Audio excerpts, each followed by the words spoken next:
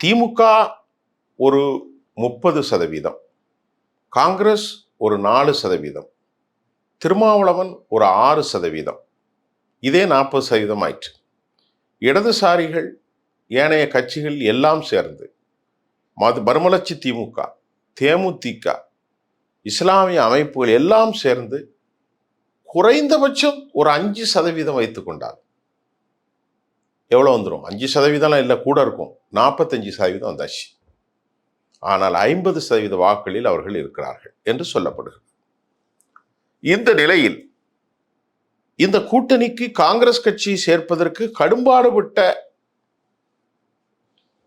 திமுக தலைமை தனது பலத்தையும் பலவீனத்தையும் அவர்கள் எடை போட்டு வைத்திருக்கிறார்கள். அவர்களுக்கான பலம் அவர்கள் கொடுத்த 1000 ரூபாய் உரிமை தொகை, 5000 ரூபாய், பொங்கலுக்கு 3000 ரூபாய்.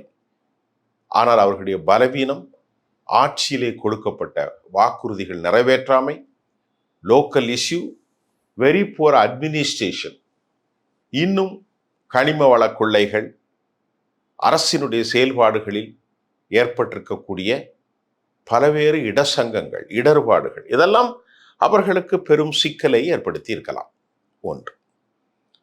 ஆக இப்படி ஒரு களச்சூழ்நிலையில் இதை எப்படியாவது சேர்க்க வேண்டும் என மு.க. ஸ்டாலின் தன் வலிமையும் மாற்றான் வலிமையும் தெரிந்தவர். அதனால சிதம்பரத்தை அனுப்பி சோனியாவோடு பேசி இந்த கூட்டணியை முடிவு செய்தார்.